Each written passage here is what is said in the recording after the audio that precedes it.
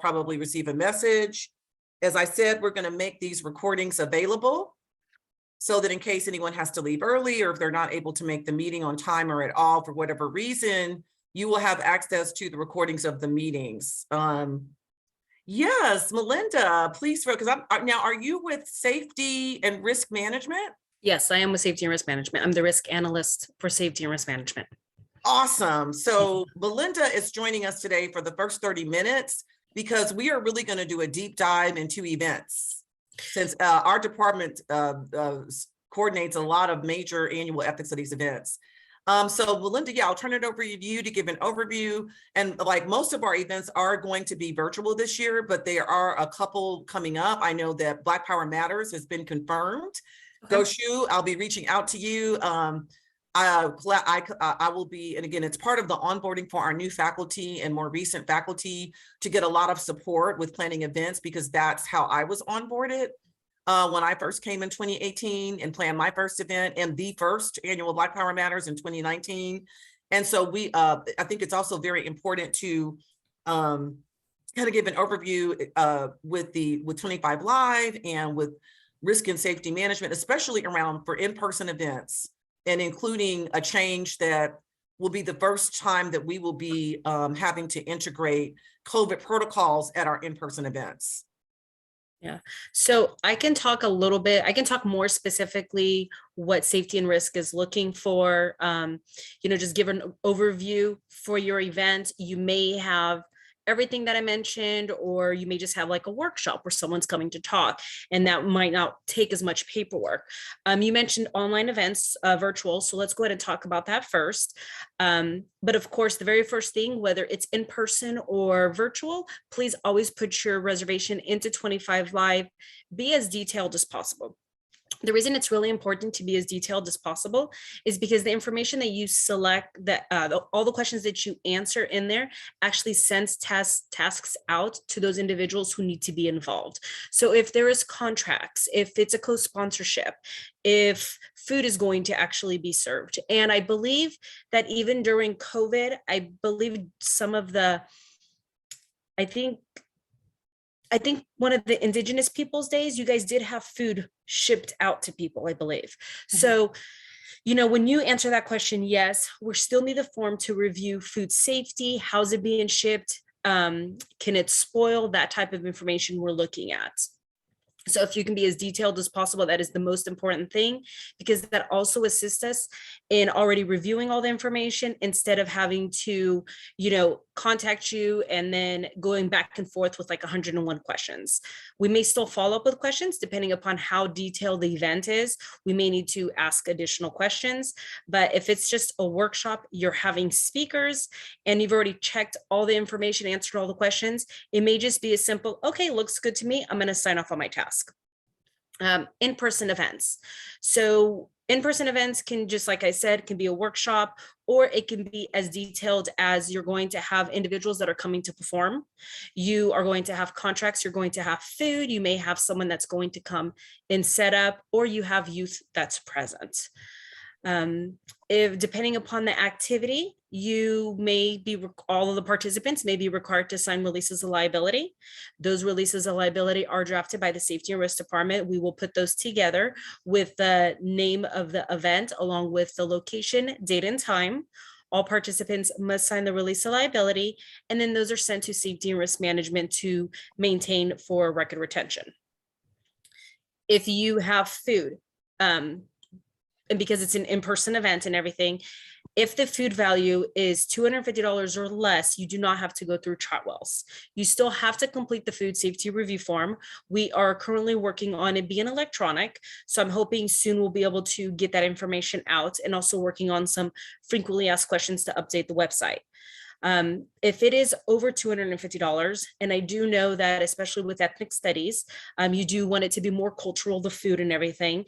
If that is not something that Chartwells can provide, or you feel that they cannot provide that, however, the amount is over $250, you will need to seek an exception from Chartwells. That exception will first have to go through Chartwells.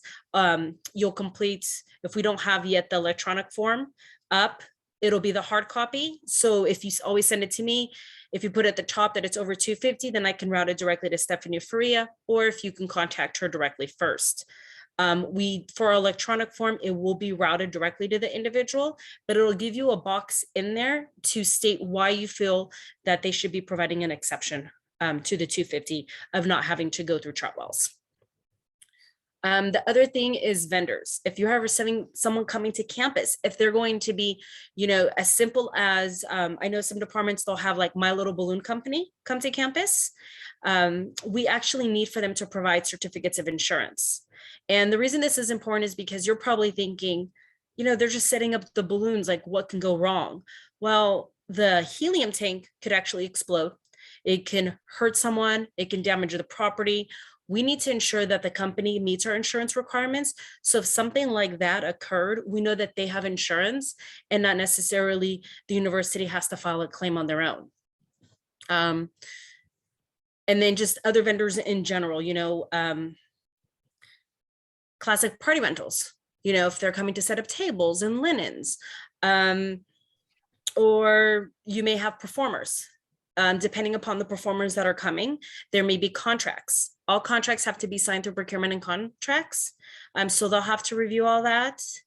I'm trying to think off the top of my head, just other stuff.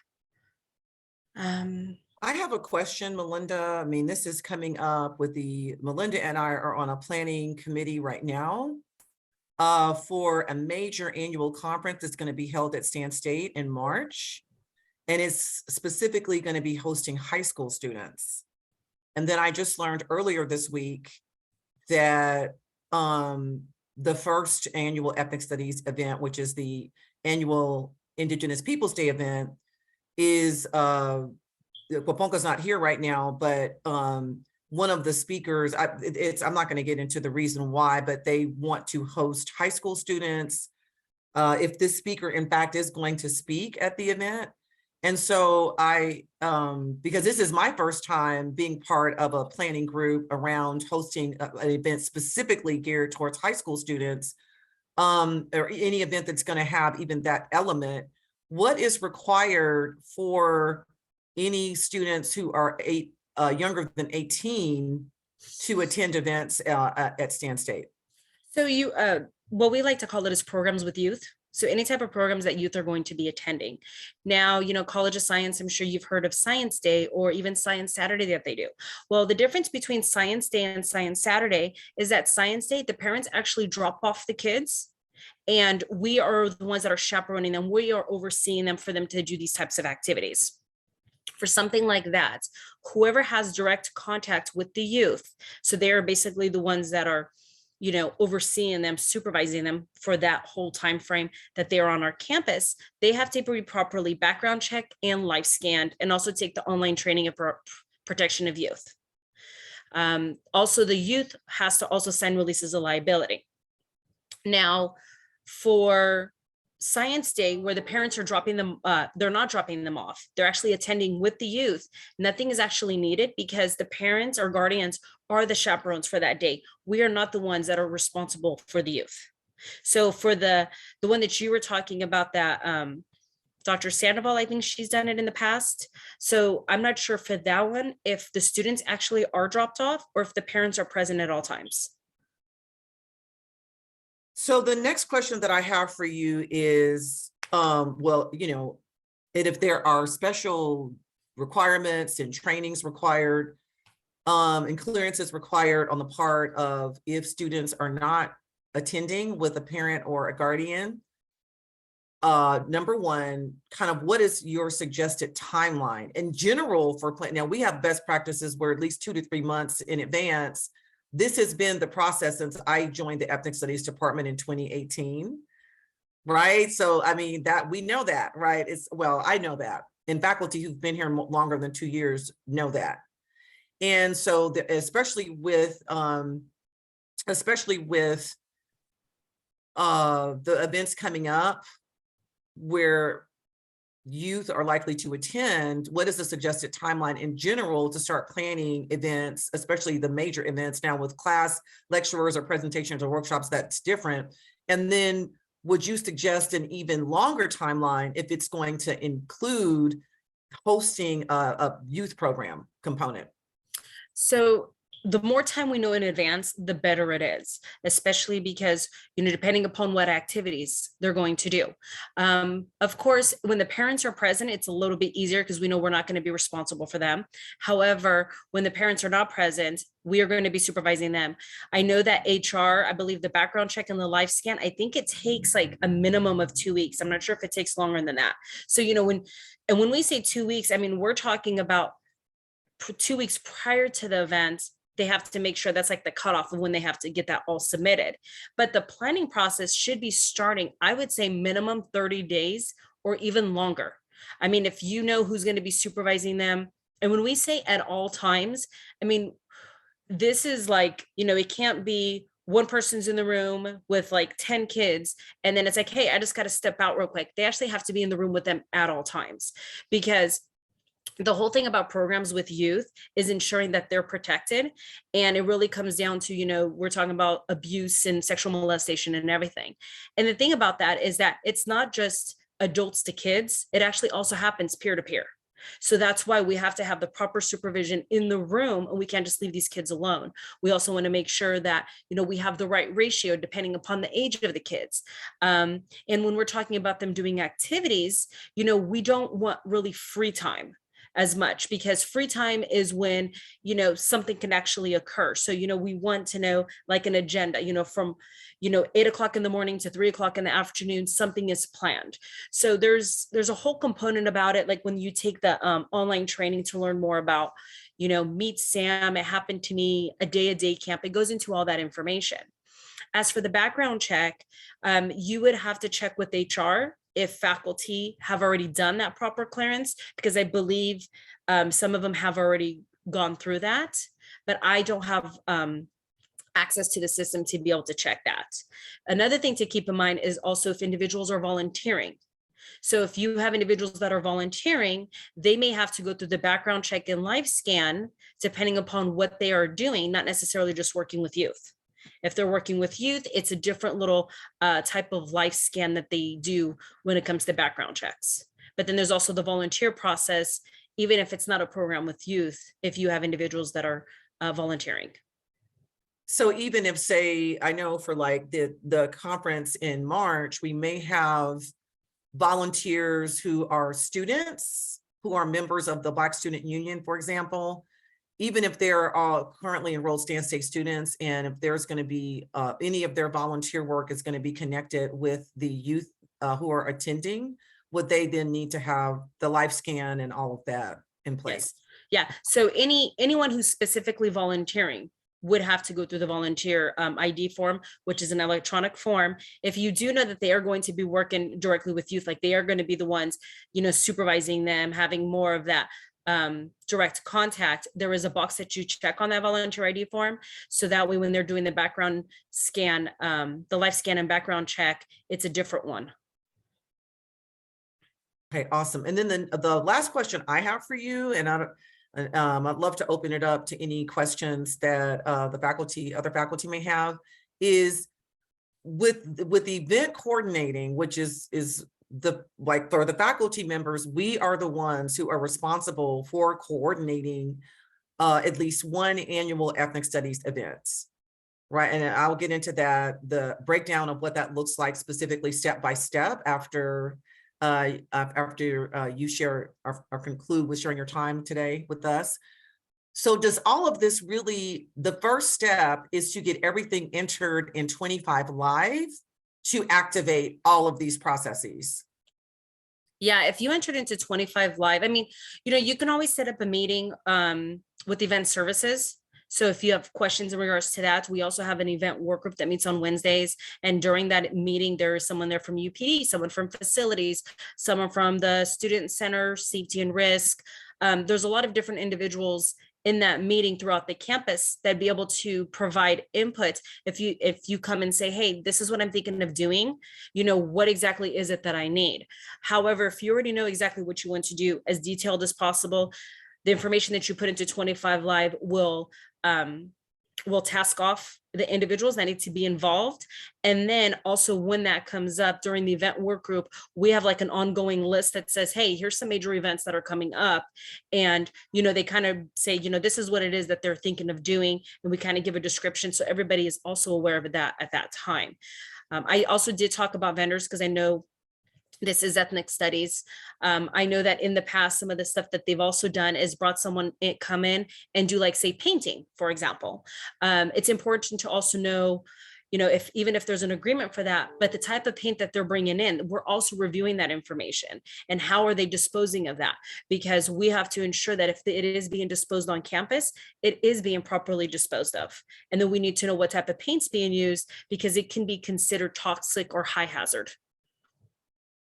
Thank you. And then it just actually occurred to me because of Marvin Williams, who is the president of the Black Faculty and Staff Association, has also already reached out to me to kind of combine a large Stan State Black History Month program that will also include the Ethnic Studies annual Black History Month program, which is Black Power Matters on February 18th. And the suggested location is the Modesto Theater. And I know that back in 2018, I know that there was the Ethnic Studies Film Festival was held there.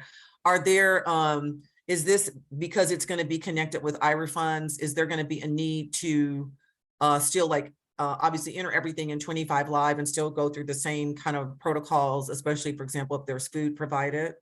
Yeah, so the food won't be as much because it's not on campus that it's being done, but we'll still need to know who is serving the food, how is the food being served, because if it is the department that's going to have snacks or stuff out there, we need to know how it's being served. Because what safety and risk is reviewing is the food safety aspect. How is the food temperature being maintained and is it being served in a safe manner? With it being off campus, there would, if I remember correctly, there is an agreement. And I'm wondering if it was Phyllis that I may have worked with on that agreement. Phyllis Crittenden.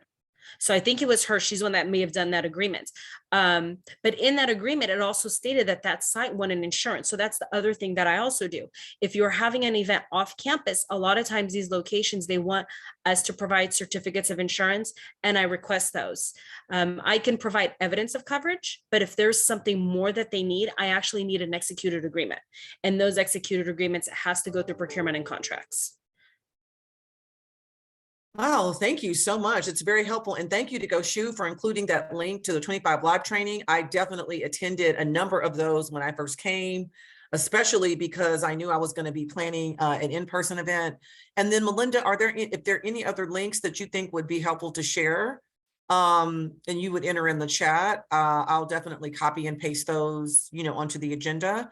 And then I'm going to stop because we got like 10 more minutes of Melinda's time today. So does anyone else have any other questions?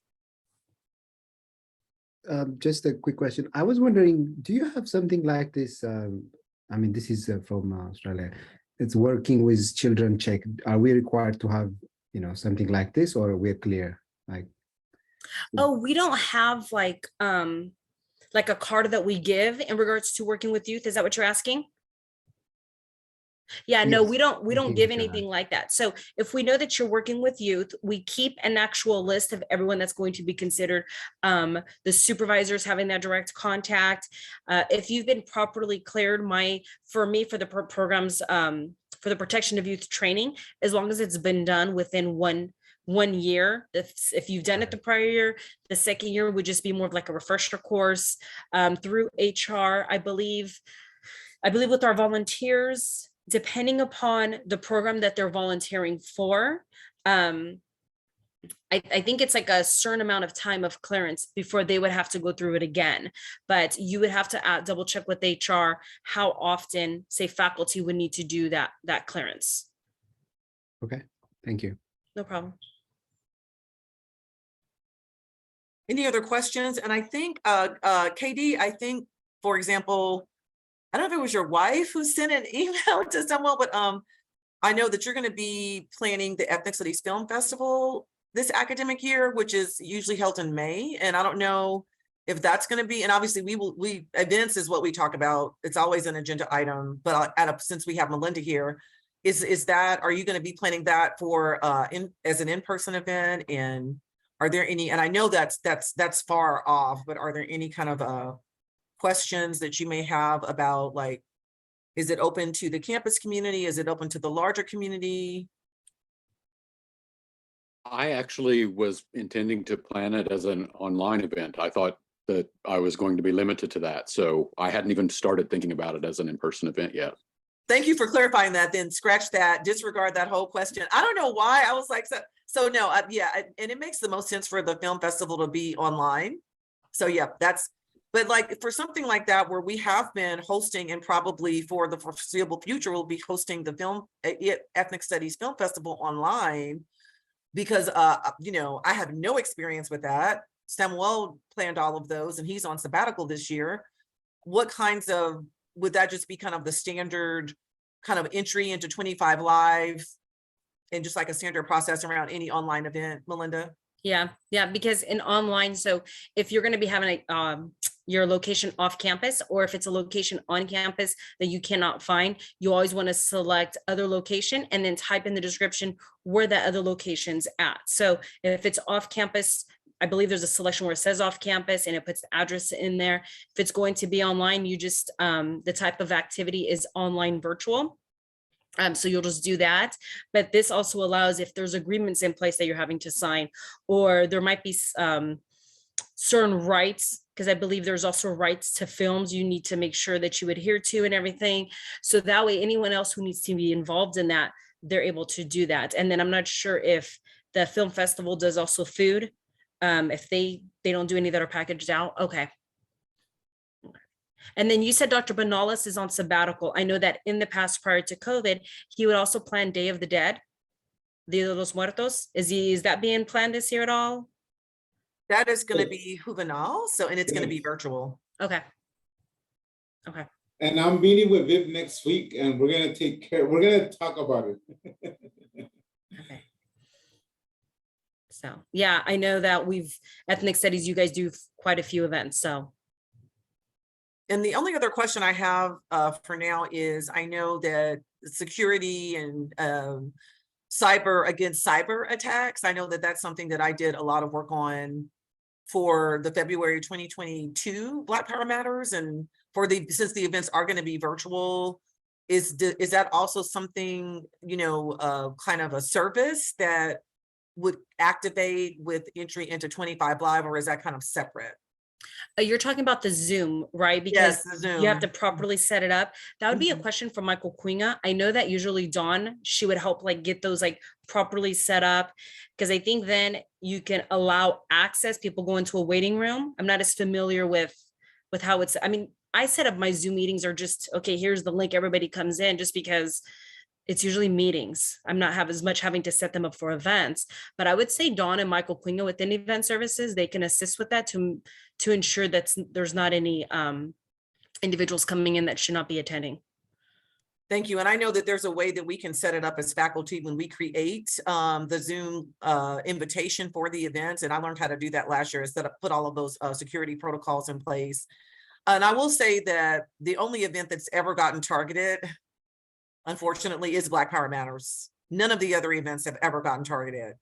And so, yeah, you don't even worry about that. And it's going to be, you know, an in-person event. And so when we start meeting in October, but yeah, I wouldn't say that it's a super concern for other events, because none of the other events have gotten targeted in the same way. Okay, and then I just remembered you were saying in person. So one thing, I'm not the COVID specialist, but I will say that any updates specific to event protocols when it comes to COVID, I've put the link in the chat. So those are our campus event protocols. So just make sure you double check those can change. But that's just something to also keep in mind as you're planning your events. Thank you. And thank you for entering that link in the chat. Does anyone else have any questions for now? Okay, well, if anybody has any questions, please feel free to reach out to myself. If you have any questions regarding specifically 25 Live, to enter it in there, you can always send an email to, I think it's 25 Live Reservations or Megan Paravano. She's the administrator of the system, or event services. You can always contact Don Ramirez or Michael Quinga. Thank you, Melinda. Have a good Okay, weekend. thank you. You guys have a good one. Bye. Thanks. Bye. Bye. All right. So, yeah, our meetings, I know sometimes there's, I love bringing in, the actual staff, administrators, other faculty who speak to a range of issues, right, that are really relevant and really impact us as a department. And so, there may be times when we have kind of pop-ups like that. So, and we're gonna really hone in on events. And after, this is my 5th year, and so I would say after years of first of all, normalizing having these events as annual events and establishing our first Indigenous Peoples Day and Dia de los Muertos events, and then me coming in, right, with Black Power Matters, and then obviously Asian American, Pacific Islander events and all of that. So would be with onboarding and just for us to get on the same page as a department, because it's been all over the map up until this point. I'm really excited to provide you all with the breakdown of the step-by-step instructions of what it looks like to actually coordinate these events as a faculty member. So let's do a quick check-in. Like, how are you doing? Like, what is it, the third, these weeks are flying by. So I don't know, what is it, the 3rd week of class? Oh my gosh, so just like, yeah, how are you doing?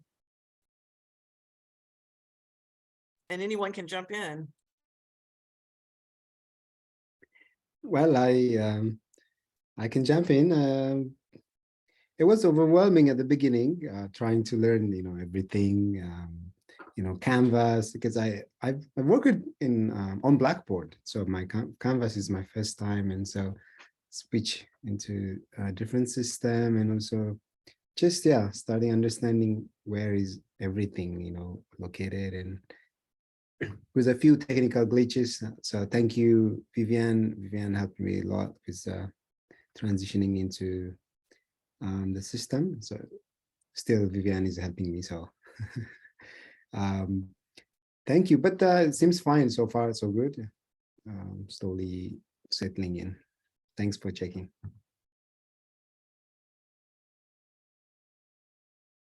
I'm glad. I know that it's overwhelming, the learning curve of starting out. And there's so much on the campus and in the system, and it's not always the most accessible or readily available information. So that's why really integrating onboarding and really doing that in intentional ways is a priority this year.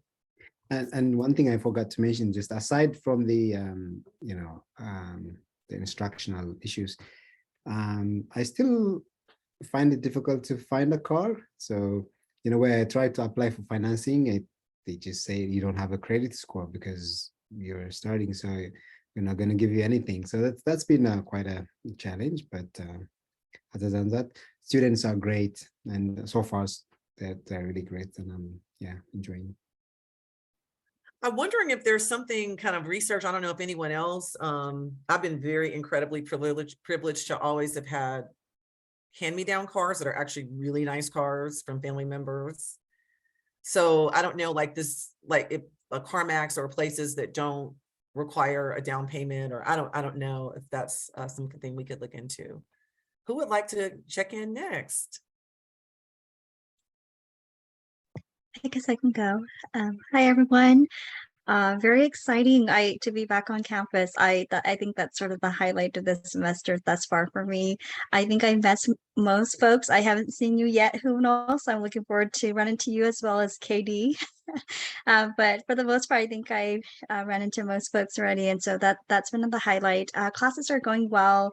And I think something personal is, as being a parent is always adjusting to whenever my kids get sick. So had a really, big scare with my eldest. He was in the ER and the physician. So that was challenging at the beginning of this semester, but all is well. Classes are going well. I'm excited. So that's my check-in. Thank you all.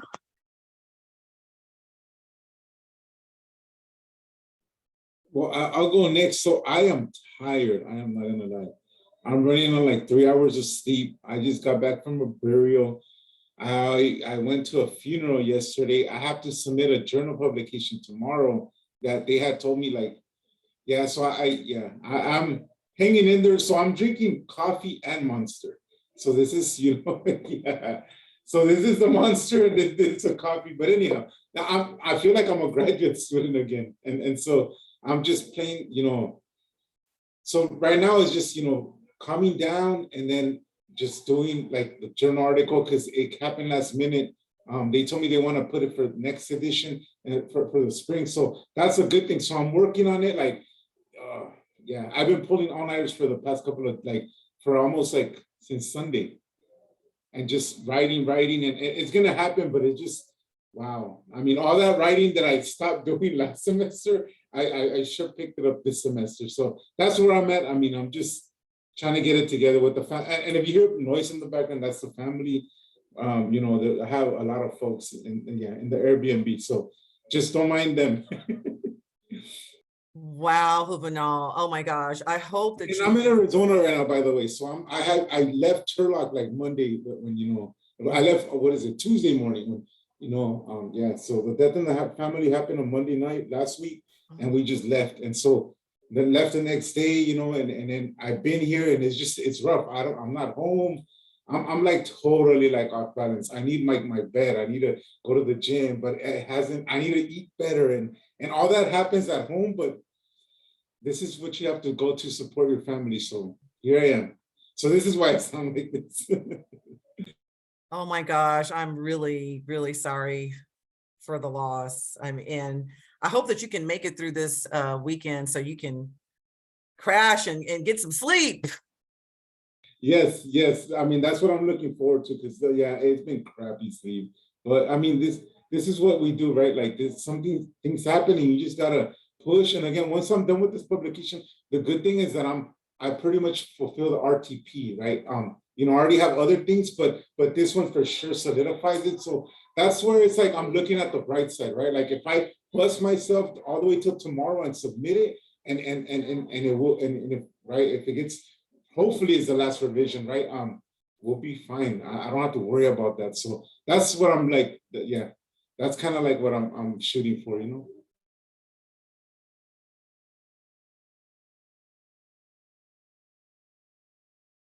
I can go next. I've been doing really well. I feel like it's a storm coming. I feel like all the admins are feeling it right now. The schedule is about to be posted for fall, for spring. So that's one thing that I'll be reaching out to you guys. A lot of faculty workload that I'll be reaching out. So just be prepared. I know that it's gonna feel overwhelmed with my emails, but it's coming from the dean's office. I'm really sorry. But the next 2 weeks, I just want to let you know that there'll be a lot of requests from y'all. But besides that, I'm really excited for our events coming up because I feel like COVID's starting to slow down a little bit. Even though there's some cases, but I think everyone's being precautious, so I'm happy.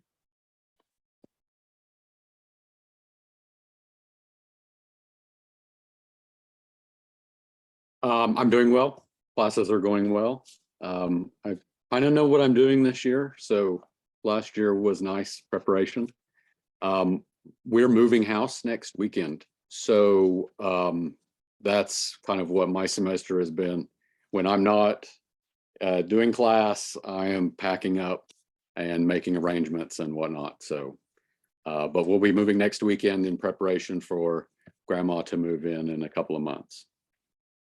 So we're going to have a bit more room, but it's not ideal. I don't recommend anyone move during a semester. Yeah, it's not ideal, although I think I am getting more sleep than Juvenal. Wow, Katie, this is a major life transition. Yeah, it's like, so congratulations and hopefully and good luck with the move. It is not hard to move during the semester at all.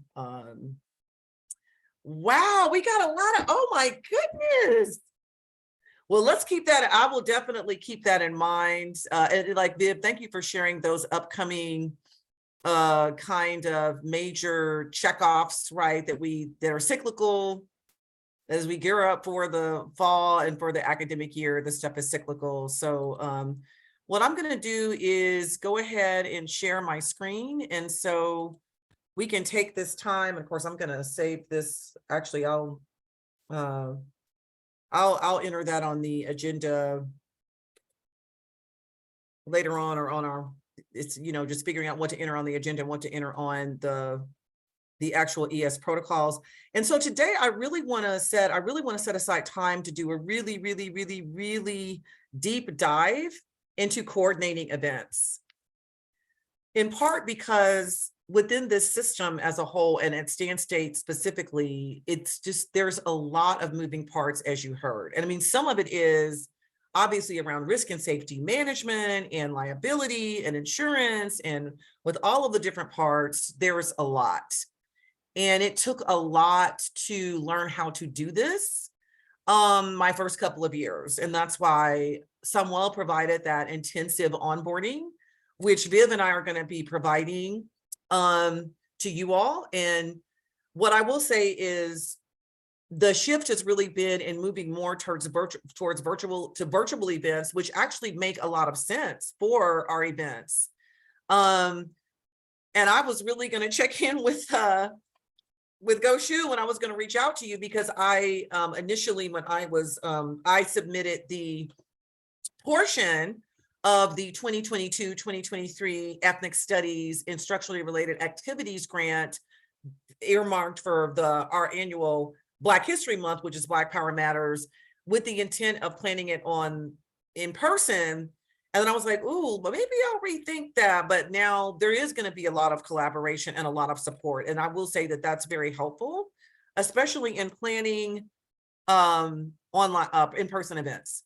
And so another reason I want to really focus on the faculty role in coordinating major ES events is because of what that looks like in the context and within the protocols and the parameters of what is sustainable, what is equitable, and what is actually an accurate division of labor when it comes to the role of the ES faculty member and the role, Viv's role, as well as the student assistant roles. And so the first thing I want to say is that we do the heavy lifting with the events, right? We do. Now, we don't do it alone. That's why there's so much, this is like a part of the onboarding where I definitely got like so much support and assistance from Samuel. And this is where, and I am basing this breakdown on my last 4 years of coordinating, first 2 years of an in-person event, and then the last 2 years of a virtual event, and now going back to in-person for Black Power Matters with those COVID protocols in place. And this will be the first time that Black Power Matters has been planned off campus, right? But this is because I'm a member of Black Faculty and Staff Association. I'm the events coordinator, as far as I know. And so it's per their request. So the first thing I want to do is, so basically, and Viv, I will, once I get through with through this, Viv has already, for example, created a Google form that they will be using for each major ethnic studies events that Melinda suggested, where you all of the information that needs to be entered in 25 Live is on this Google form. And each annual ethnic studies events will have its own kind of 25 Live / logistics Google form. So that's the starting point. Now, what do we do to get up to that point when we're coordinating events? So with our events, whether they're virtual or in person, is we invite speakers, right? We invite performers. And so all of that is what we do as faculty members. So for example, whenever I'm planning Black Power Matters, I start generating ideas, and I actually have a document of like that I have used in planning events, and I may share that at the next meeting, or once Viv is presenting, I may just include a link to that to show you that I just created a Google Doc to do that. And I brainstorm and I think about the theme. Like each one of our events has the theme every year. And so last year, the theme for Black Power Matters, now Sankofa is the overarching logo and symbol of the Black Power Matters event. the theme for last year was not knowledge, truth, and liberation. You know, this year, and Goshu, I'll get with you on that. I'm already thinking about what is the theme of the big, it sounds like it's going to be Black Power Matters is going to be connected with a larger event with Black Faculty and Staff Association and Black Student Union for Black History Month. I will say that I'm thinking about already, okay, Black Renaissance, because of Beyonce's album, I'm going to be honest, you know, and that's going to get the kids in, but that's very just the brainstorming. But right, you think of a theme.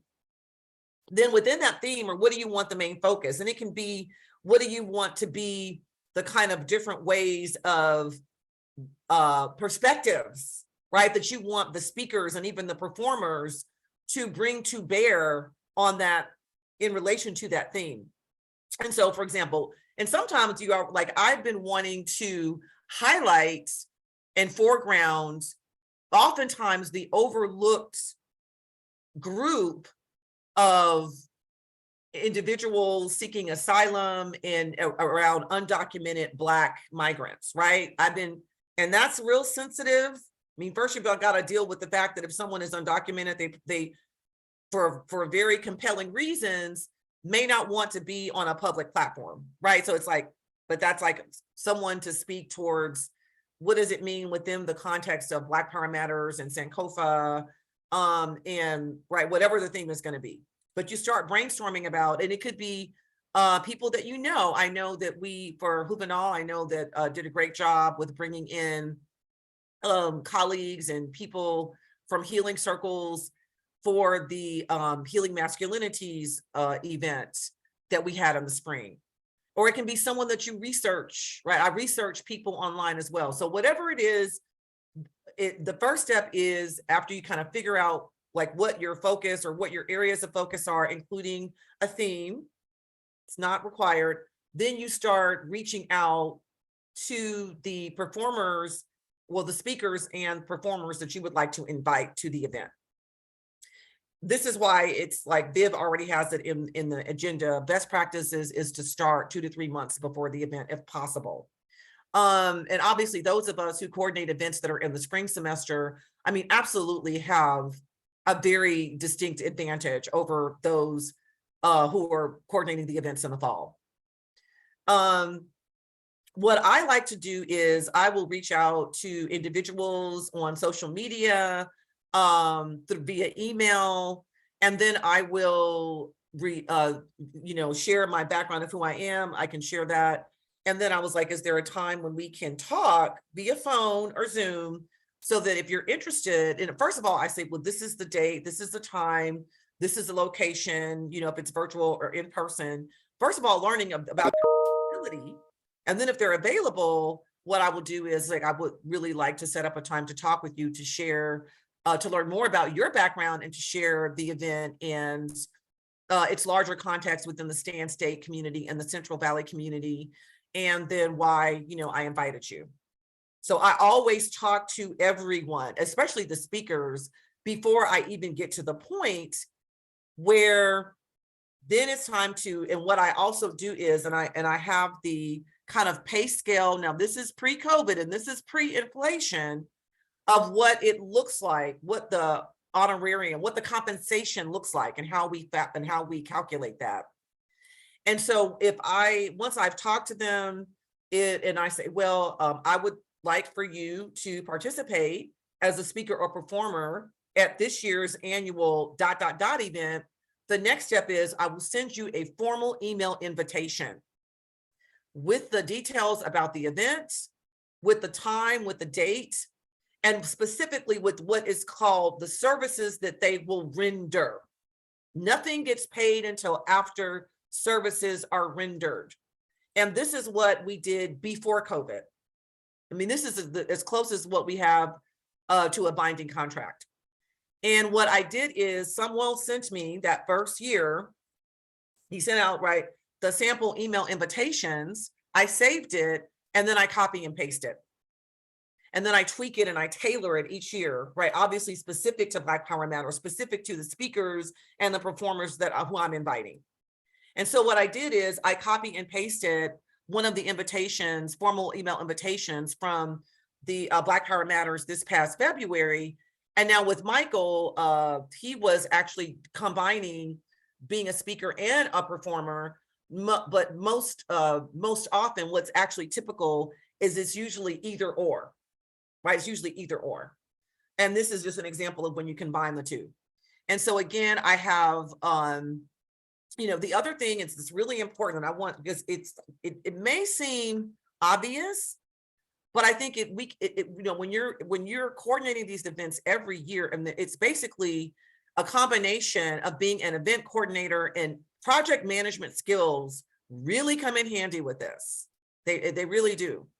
It was easy for me to lose sight that this is an ethnic studies event. This is not my event, right? This is not individual faculty events. This is an ethnic studies event. And so this is why we start off the formal email invitation with the 2022 ethnic studies ... right? Dia de los Muertos, Indigenous Peoples Day event, Asian American Pacific Islander event, right? It's an ethnic studies event. And so you'll be able to access that. And oh crap, I need to give you all editing permission so that you can copy and paste this. Now, where the rubber meets the road is the money, is the compensation. We do not engage in unpaid labor over here. Hard stop. So this is the scale before COVID for in-person events. Now, for virtual events, it was a flat $500.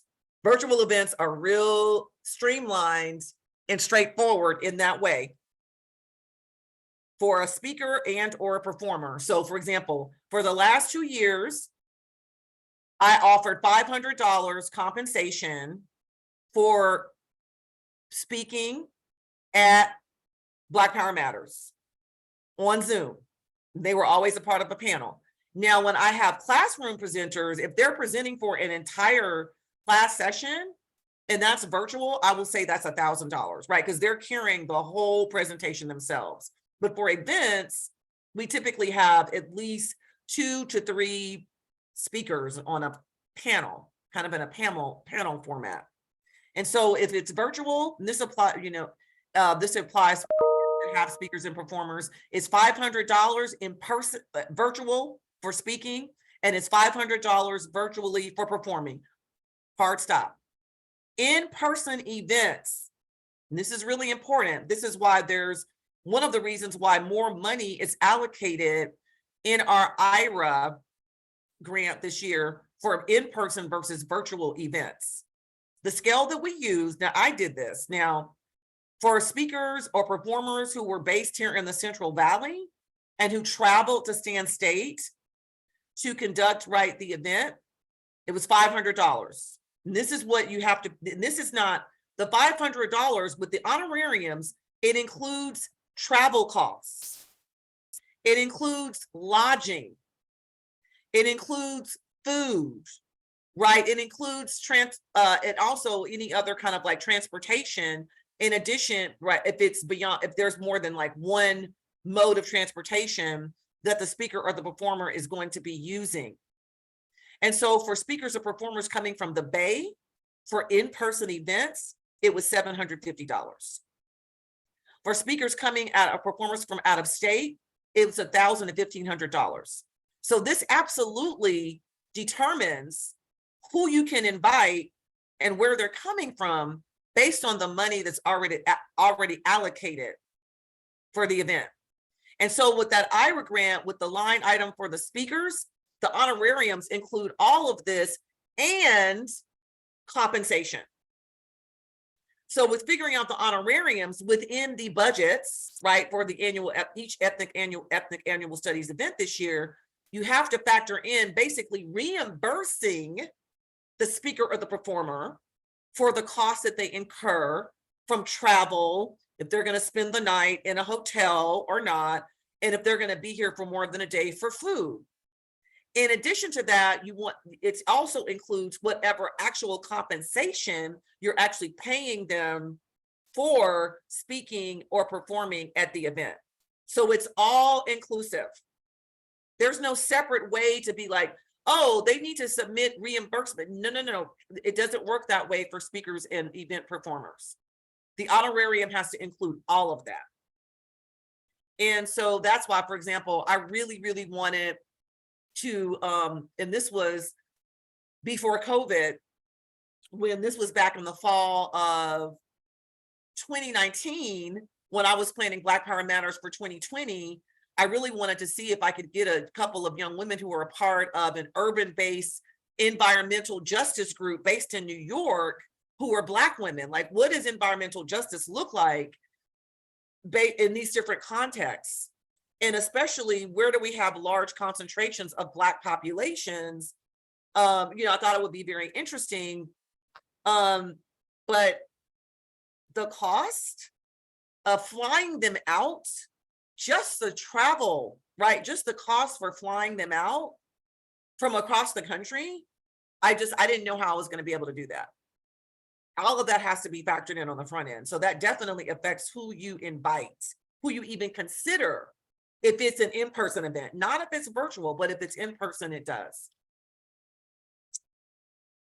So basically, all of this has to be, all of that. This is all the planning before you're even ready to assemble a panel of speakers and performers. It's the vetting, right? It's the recruiting. And then it's figuring out what is the honorarium going to be before you can even send out that formal email invitation. This is just on our role as faculty in assembling the speakers and the performers for an event. Then once you send out the sample formal email invitation, the performer or speaker, the person who's been invited, has to accept. All of this I include in the formal email invitation, and I give a deadline. And it's not like, because it's like, right, because the timeline to get it moving. Only once the speaker or the performer has responded with a yes, does this then activate the processing of the paperwork that the ES department coordinator will send out. So there's two components. Now, and once they accept, that's when then, okay, now it's time to enter the details into 25 Live. I would advise against entering any details for an event in 25 Live until after you have your speakers and your performers confirmed, until they respond to the formal email invitation with a yes. So two things are going to happen now, and Viv is going to go into the spreadsheet and what it looks like, because we've got this real streamlined. It's super inefficient to be communicating this via email. That's why we have the meetings as needed. That's why in the protocols, I'm going to be attending at least one meeting with each one of you prior, right, while you're in the hopefully early planning stages of the event. And that's why we have the Excel document for each event, so that it's the faculty's job once we do all of this. So the next thing is, okay, I've got my speakers, I've got my performers. I'm going to go to that Excel spreadsheet in our Ethnic Studies teams folder, the designated folder, and I'm going to enter the event. I'm going to enter the date. I'm going to enter the time. I'm going to have the name of the speaker or performer. I have to get their email address. I have to make sure I have their phone number. I have to make sure I have their snail mail address, because we send out honorarium payments by check, not electronically.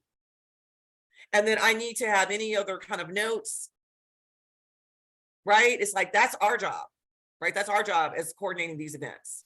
And then once all of that gets entered into the Excel spreadsheet, Viv works off of that to send out the paperwork for payments And then the other document, which Viv, I'll stop sharing, is that Google Doc where then Viv will go to that Google Doc. And again, the faculty member, it's our job to get all of those logistical details based on all of the different requirements on the campus to be able to enter the event into 25 Live.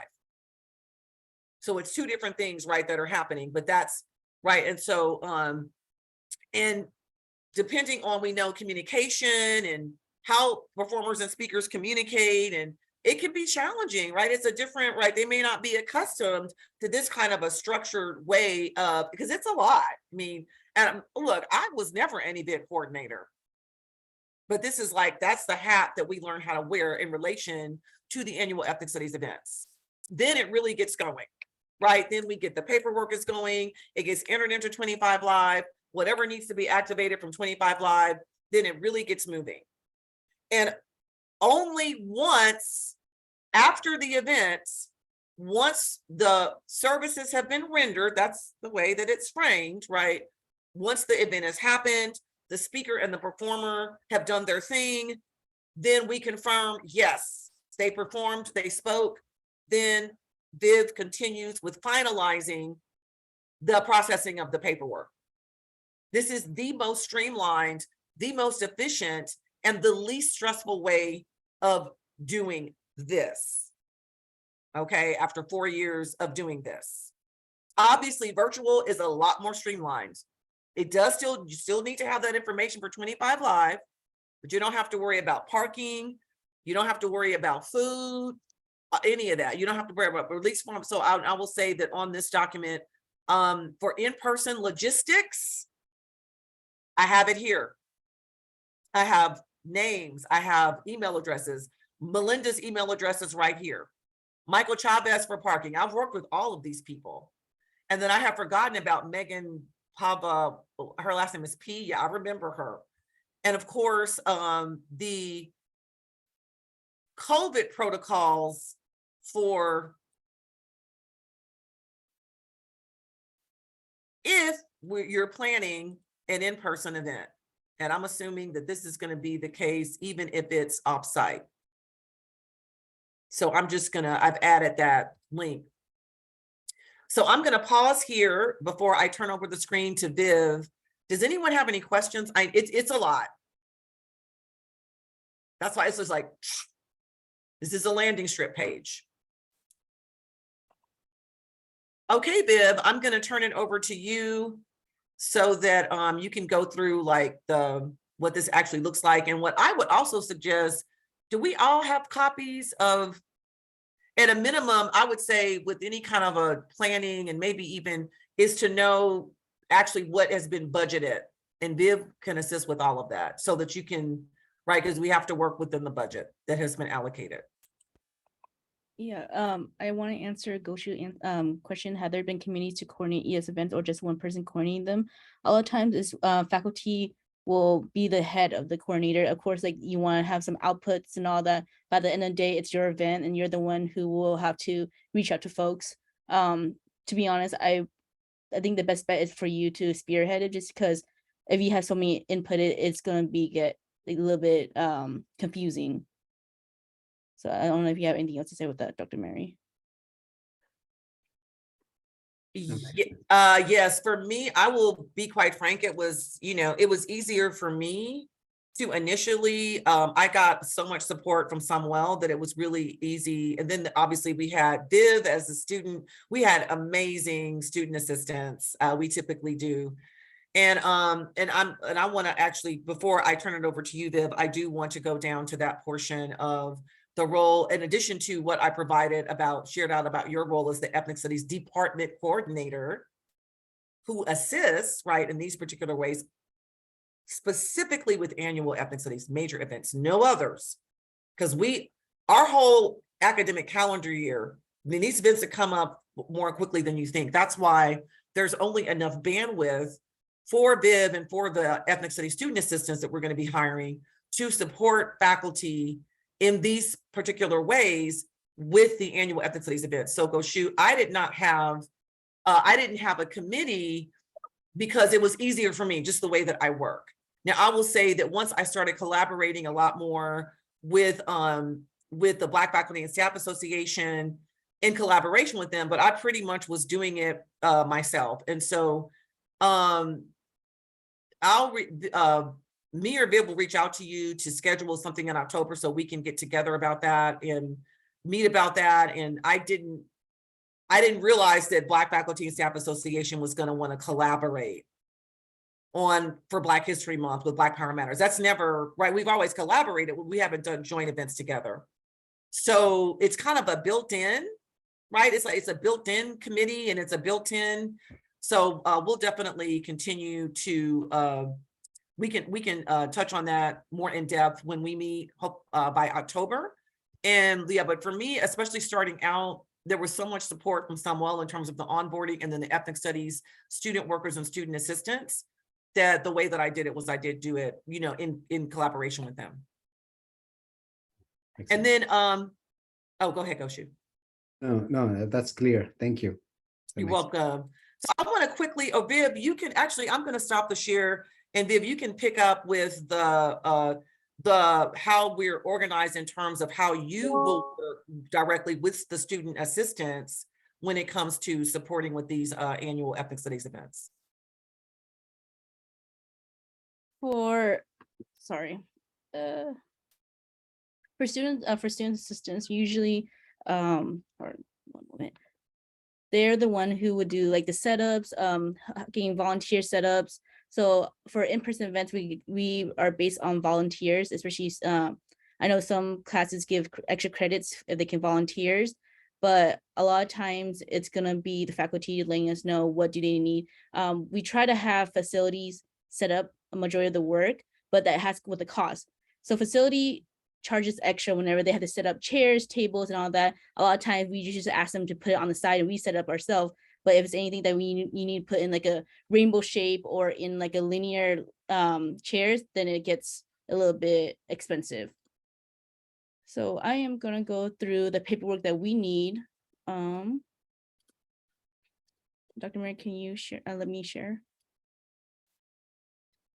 Yes, I'm going to make you a co-host. Okay, you can share now, Viv. Okay.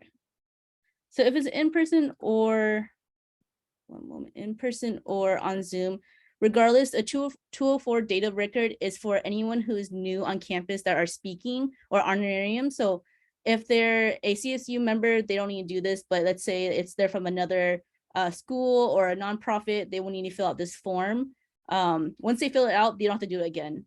So if you know someone who already spoke, then no need to go through this. This is the honorarium paperwork. Usually what we would do is I'll speak to you and be like, how much is they're going to get paid, and you're going to fill it out. The fundings is what I need to know, if it's going through IRA or you have any other fundings that is from the dean's office or from the president office. So this will be filled out with myself, Dr. Mary, the dean's office, and whoever is the speaker.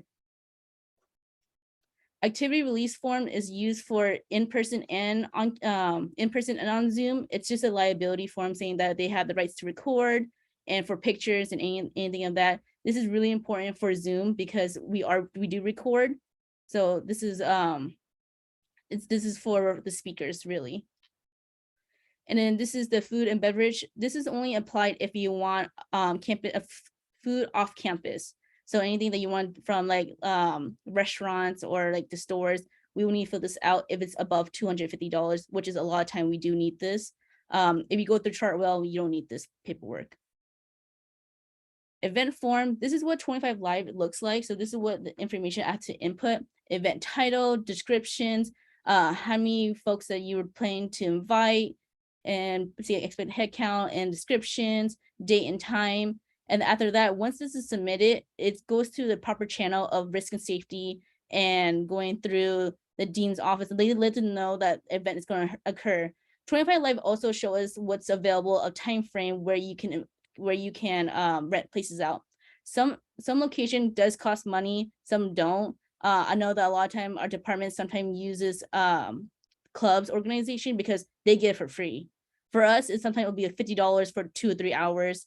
So they do charges, which sucks, but it's just how I guess the school goes. Let's see. Does anyone have question about planning events in person or on Zoom? Now we're gonna hop onto the form that we usually use when we plan events. This is an example for the Black Power Matter event that we did. It's very straightforward. So it'll be like event dates, what time is this person is gonna speak, and what's the event title, and what class is gonna be designated for that event. And the guest speakers, so anytime if they're from the United States, their check is gonna get mailed out. If they're a CSU worker, then they actually get a direct deposit. But a lot of time the mail will take, I would say, once they render their service, genuinely they takes 3 months because it has to go through financial service approval. So that's why if you have a speaker in mind, let me know so we can do all these paperwork and get it filled out. And once financial service have their name in the system, the mail will be literally sent out the next following month. Mail checks are done at the end of each month. So let's say if your event is on the 15th, it'll be on the 29th when they send it out. If you could put their email, phone numbers, the address is the most important part, just because that's where the check is going to go. Make sure they double check it and the information is correct. Right here, it's guest speakers, performers. If they're performers, then we will have to do another paperwork of making sure that they have license insurance, or we have to insure them too. Type of participant, new, returning. So CSU affiliation was what I talk about if they are. And the compensation, will you let me know how much it is? So on the honorarium, I could put that. IRA fundings, sponsorship. If you're sponsoring with World Class Culture Center, let me know that I can send them the paperwork so they will fill it out for you guys. I know that Carolina talked about if you want to do a co-sponsorship, there's a $500 budget for each program based on first come, first serve, something that you guys can think about when your event comes sooner. And date confirms service rendered. It's just these details are more for me, but as long as you have the information, I know that Dr. Mary said that once you have your speakers, I can put it in 25 Live because they're gonna ask who's gonna come and go, come and speak. So as long as you give me one name, we can work off of that, and then I'll just input the information as we go. For folks who are in the spring on your events, I would try to do as soon as possible, just because things do get booked out if you do it in person, and if it's online, it's a lot slower with paying. I know that right now for Chia's event, some folks are not even paid out yet, and that was in May. So it's we need to get paperwork in whenever we can. So if you're working for like the Black Power Matter event and you already have a speaker, we can start doing paperwork right now. Paperwork can always be come and go. But I think for my part, that's like the most important things. Let's see. So for the honorarium paperwork, make sure that it's their government name. I know that we dealt with a lot of checks that weren't able to be issued, and it takes another 2 months because it has to be the right correct name, and it's just a pain with financial service. If you're having folks from outside the country, like Mexico, we do direct deposit, and then we have to make sure their bank information is correct. Viv, when you say the correct name, is it that the name that they enter on the forms that speakers or performers enter has to match the name on their government ID? Exactly, it has to match with their government ID. Is there any instance where there have been different names on different government IDs for a speaker or performer? Yes, so this is where it sucks. I know that we get a lot of speakers who are transgender, and they don't use their dead name, of course, but that's still their name, government name on an ID. So we will have to put that name. Same thing with Chia with Billy, like his name was we had to talk to him too. So it's like stuff like that where like we gotta make sure it's the name that is on their ID. I would suggest to everyone, one of the speakers and performers that I had come to this past year's Black Power Matters was a returning performer who had been in an event back some years ago, and they had actually officially gotten their name changed. And they were celebrating it on social media because it was like considered official and formal because they received their new government ID, right, with their new name. And so it just could be something, because I always like to plan events with within an intersectional context. And so I've from the first year always included someone from the Black LGBTQIA plus community, and in the instance if they are transgender, and this is why I like to talk to anyone who I'm considering inviting to perform or speak, so that, and I'm very upfront about, like, we need to have your voice and your perspective. If we're right, because all Black lives matter. That's when we use all lives. We say all Blacks lives matter, queer Black lives, right? Trans Black lives. And so that, for me, even moving forward, could be a question to ask and explain, or just even explain, when it comes to processing payment, you have to enter, or for anyone, it could be through marriage or divorce, or it's like, you just make sure that the name that you are entering on the forms matches whatever is on your government ID.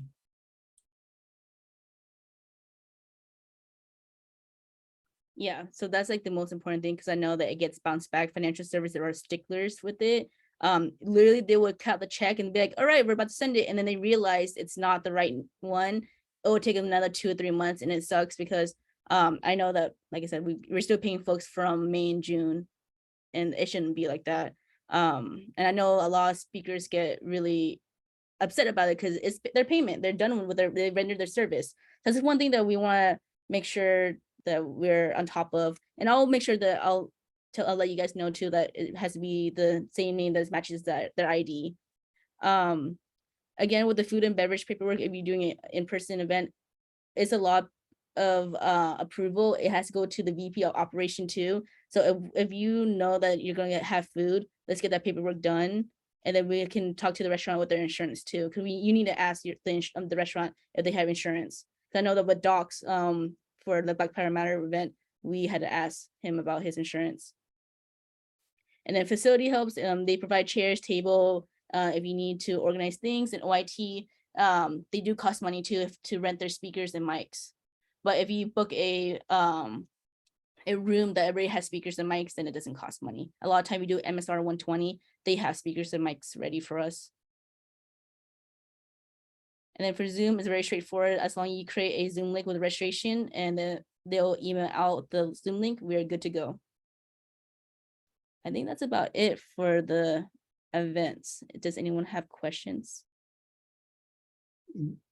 Yes, how about promotion? I mean, are there any university platforms where things would be promoted? What are the available platforms? Yeah, so of course, like for our every events, there's a flyer, and if it's in person, you have funding to get it printed out, flyers, and we can spread out through our classes. On 25 Live, once you put your flyer in the submission, they actually send out, I don't know if you get emails, but like the Stand State events, it goes through that, it sends to everyone. It lets folks know what upcoming events. A lot of times what I'll do is I'll email all the students to send it to sociology department and all that, spread it to them. But in person, you definitely have funding for prints. Would you also show, Bib, could you share the screen really fast and show the Ethnic Studies website at Stand State, and where we have our events section designated and what that looks like?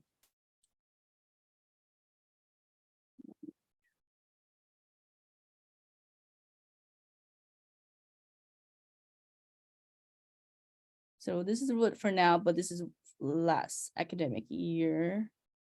Whoop, that wasn't linked correctly. So it'll be like this, where it'll let us know what events coming up, and it has a date, and you visit like the event page.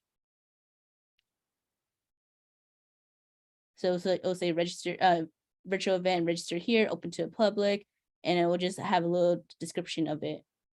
And that will be linked onto the flyer too, so then folks can read more about it, so it won't be bombarded too much on the flyers. But that will be when we talk about your event. So for funding for flyers, I believe it's $400, so you can pretty much hire who you like to make their flyers. Students coordinators are not involved with making flyers anymore.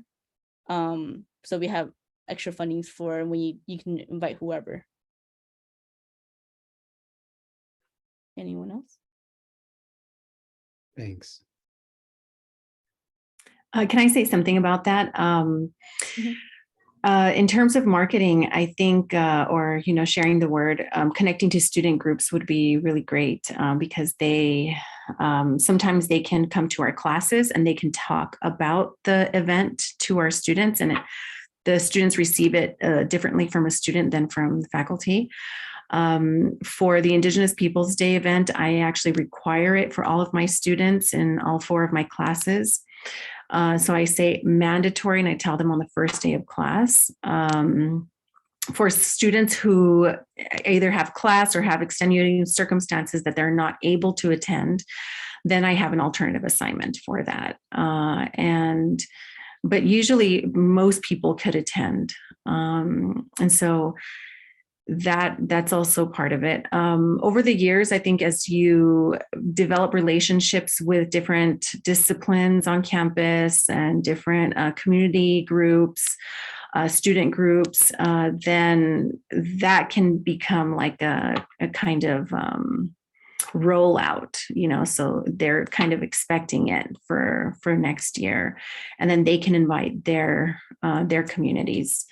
I like to collaborate, so I'm an advisor for 3 student groups on campus, and so the 3 student groups, I invite them to collaborate with me on this event. And so ahead of time, I call a meeting and I ask them if they're interested in being part of the planning committee. And I also send emails to, different staff on campus that I've had conversations with about Indigenous Peoples Day, or people who reach out to me who want to get involved, like alumni. And then we create this planning committee. And the planning committee is not just for Indigenous Peoples Day, that is going to be held on October 13th this year, but it's also for subsequent programming. And so we'll have, Indigenous Peoples Day at Merced Library, for example. And this is hosted by the student club, and at Stockton Library as well. We're going to have a couple of events in Livingston. So just over the years, as we develop relationships with students, community members, alumni, then these just kind of pop up. I mean, some of these are not organized by me. They're organized by students and alumni, and then they invite me to either be a speaker or something like that, but it's connected to the Indigenous peoples programming that they've learned about and they want to replicate in the community. And so it just kind of builds and creates a life of its own. And I think the heart that we put into it, the ways in which we also weave communities and people together really, speaks for itself, and it has repercussions for long-term sustainability, really. I mean, these events then become part of these relationships that we continue. And so I think that's what it's about, the rolling, looping aspect of things that we're doing. We certainly don't want to do something in isolation, although it may feel like that at the beginning.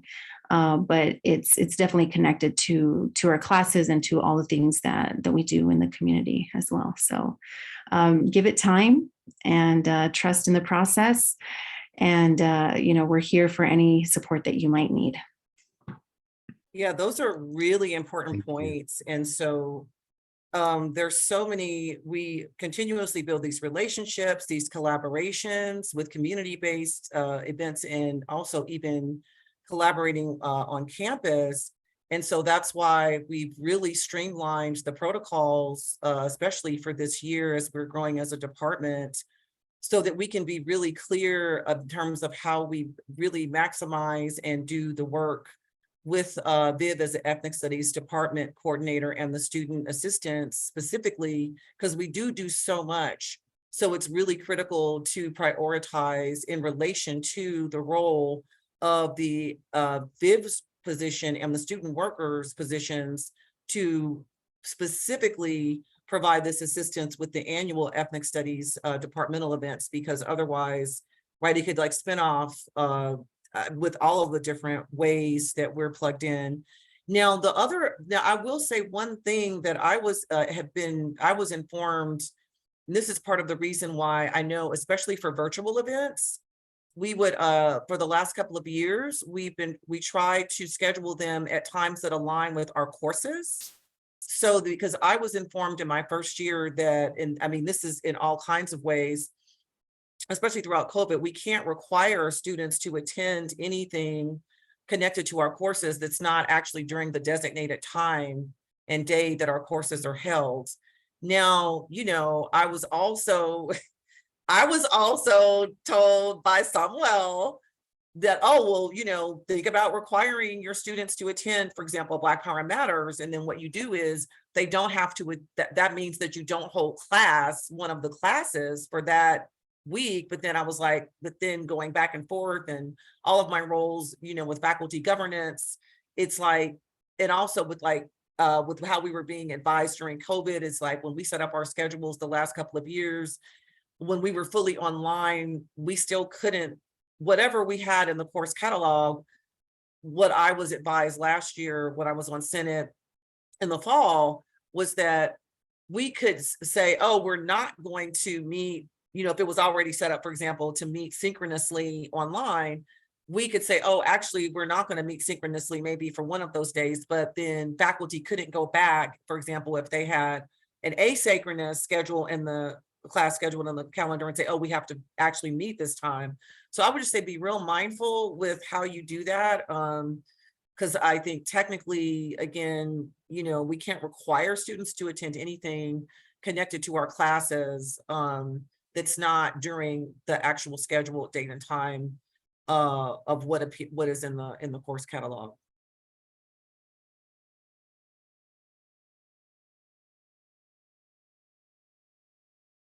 Any other questions before we switch gears?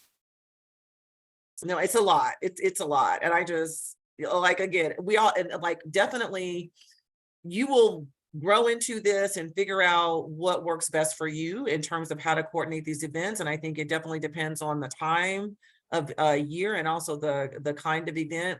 And I just want to quickly kind of cap this up for now, with also within our protocols and in relation to the major annual ethnic studies events, again, that reminder that part of the role, and I just am going to put almost parenthetically, because it took me a while, right? It took me the first couple of years to figure out how everything was kind of organized in relation to at the time, the student ethnic studies student workers. And so the fact that we're now a department really enables us to really streamline and make everything much more efficient, make it more sustainable, and make it more equitable, because like we don't know what we don't know. And so part of Viv's role as the department coordinator is, again, to work directly with the ethnic studies student assistants. And again, so because as we grow as a department, what that means, because before, like, I would send emails directly, right, to the student assistants. That is not only is that going to be highly inefficient, it's going to be very quickly overwhelming and not sustainable if each one of us is sending emails, right, as faculty to the student assistants. So all of those email communications are going to go to Viv, who is the designated person who will be working directly with the student assistants. So it's not right. We're not going to create a bunch of complicated forms, because that's more work. That's, to me, not a good efficient use of time and of our skills and our skill set is filling out paperwork. It's going to be real streamlined and simple. Any kind of, and this is really related to specifically when we are coordinating these annual ethnic studies events, and not any other events we may be involved in terms of collaboration or anything else. And so that, right, the communication, that's why we're setting up these meetings, right? We're setting up this process and these documents and all of these instructions based on what we've learned works in terms of overall process, so that any emails related to the annual ethnic studies events in terms of the student assistants don't go to them directly, they go to Viv. We only have a few minutes left. I do want to give a heads up that what we didn't get to cover, we'll go back in 2 weeks' time to starting out with the check-ins, with the updates for the events. We're getting really close. Of course, I do have the information that Coponco's provided for our annual Ethnic Studies IPD event. It's going to be on October 13th, and then Dia de los Muertos, we'll get to that in 2 weeks. And I just do want to give a heads up that I've been going, learning a lot about what does it mean what kind of process to have in place to create the Ethnic Studies Department Retention, Promotion, and Tenure Review Committee. I've been meeting with the chair of the University Retention, Tenure, Promotion, Retention, Promotion, and Tenure Committee.